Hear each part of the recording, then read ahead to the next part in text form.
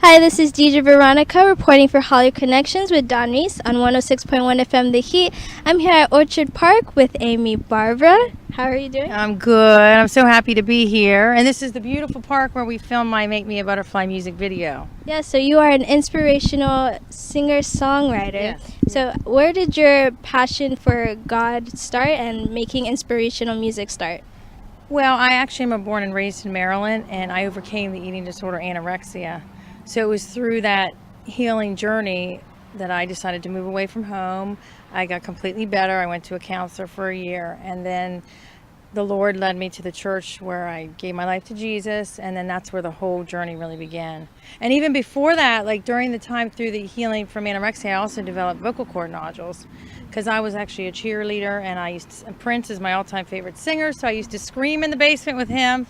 And so I had vocal cord surgery prior to moving to Florida also, so it was like the devil or whatever was trying to take away my voice even before I knew my true destiny. And then I started leading worship and started working with my worship leader and got encouragement, you should start writing songs. And I wrote my first song in 1996, and then it's just since then all this different songs and different things have happened. That's amazing how things work together and different experiences lead you to do other things. Yeah.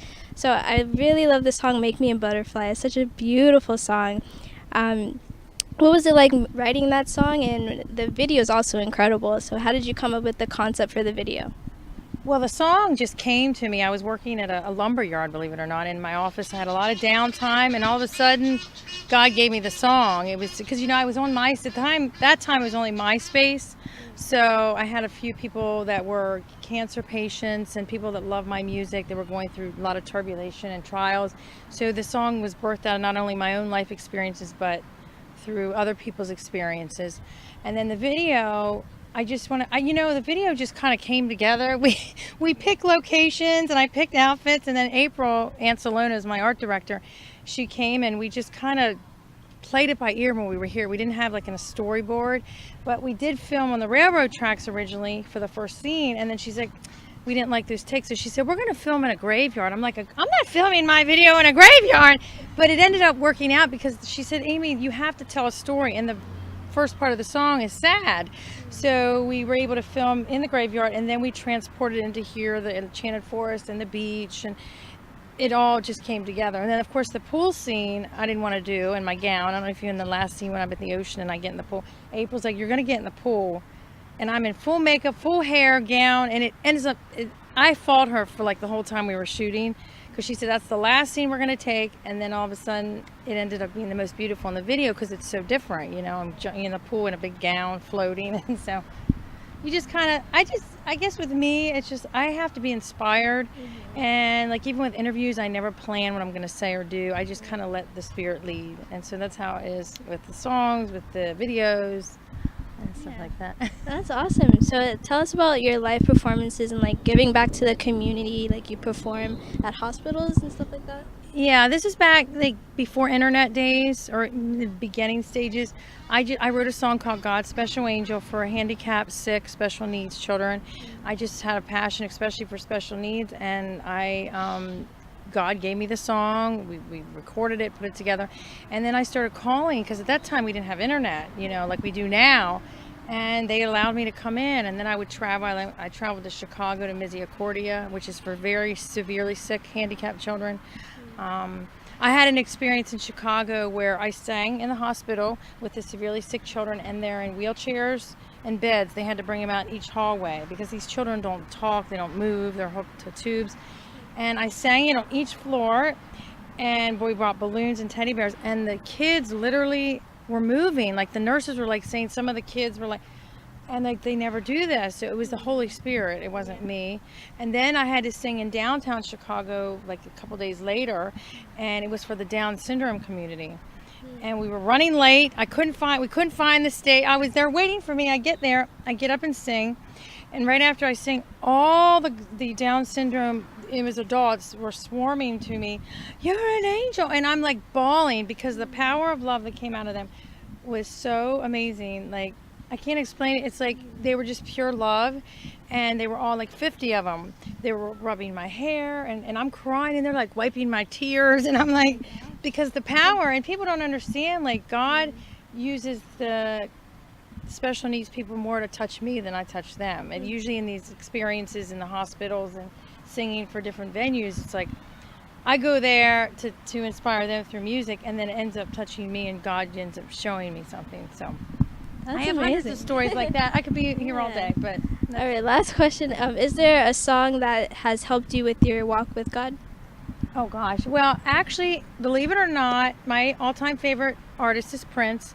And before, I wasn't a Christian, and when I was going through the healing process of anorexia, I would only listen to Prince. And there's a song called Still Would Stand All Time. He has a song called The Cross. A lot of people think of Prince as like this very out of the eccentric, and he was, and I'm so upset he's gone. But at that time in my life, I was like a teenager. I didn't know anything about Jesus or God. And all of a sudden, as I'm going through the healing process, I'm listening to these songs, and that's how I got saved. Through it, and Still Would Stand All Time. It was on I can't remember, Graffiti Bridge, and it's a gospel song, and I actually want to record it because it impacted my life that much. I'm in the process of possibly recording that song, and nobody's going to know. They're going to like, this is Prince, So that's actually the real story. And when he died, I mean, I felt my heart, because I always wanted to tell him, that God used him to lead me to Jesus. And so Maite Garcia, his wife, that they lost a child together, her book was released 2 years ago, and she was coming to Miami, and I went, and she opened the thing for questions, and I raised my hand, and they had me stand up, and I started talking. I said, Maite, I wanted to know what his faith was like, because I know you were married to him. And she said he carried the Bible everywhere, and he always prayed. And so I said, well, I always wanted to tell him, but I told her, and it was like people were crying, and people wrote about me on Facebook like that, like it was real, it was like, and it was like God. And then God led us to the front of the line to do the book signing, because my mom was really sick in the back, and they said, no, you're not, you guys are going to the front.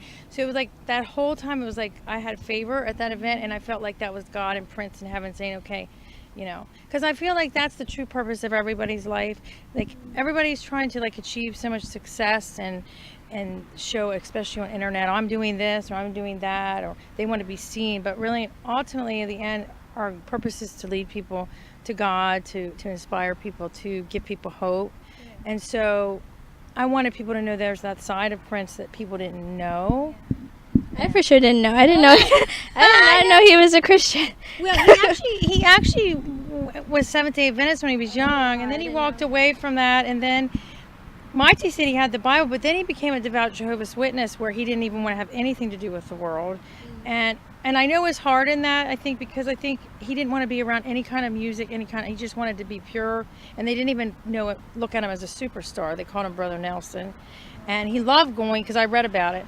And so I just feel, and then the people around him got saved, like Vanity, who was a devout, she died 3 months before him, and she actually was a devout Christian, always on the Christian channel. And Des Dickerson, who was his main, so all these people, and now Apollonia's saved. I mean, I just went and saw Sheila E. She's saved. She preached and everything. So I feel like he had an anointing around him, and so I really, people, you just don't know, God can use anybody or anything, or That's awesome. That's so great. So what's a website we can find more about you and your links and your music? Well, my website is www.amybarbera.com. That's AMYBARBERA. And all my social media, I have like 15 at the top are there. I'm on everything, and YouTube. And my new Make Me a Butterfly music videos on YouTube, which I've been submitting it to film festivals. And I'm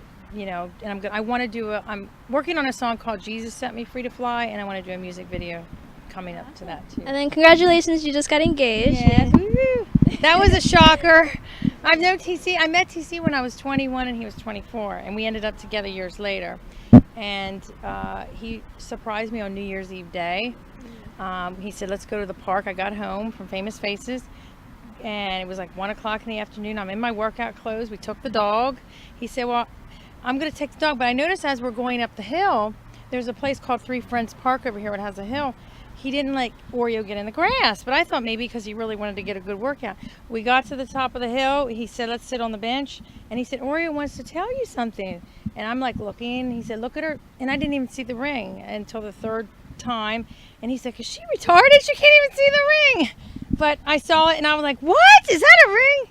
So then he proposed to me, and I was so happy because it was with the dog, and it was like, it was when I least expected it. And so this is the ring. This is a little one that he got me a long time ago, but that's the actual ring.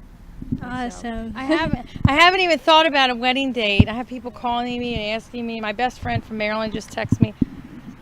I'm still in shock, really, from the whole thing. So I'm sure it'll be great. It'll be amazing. And you're awesome. You're inspiring others. Good luck to you with everything. All right, back to you down in the studio.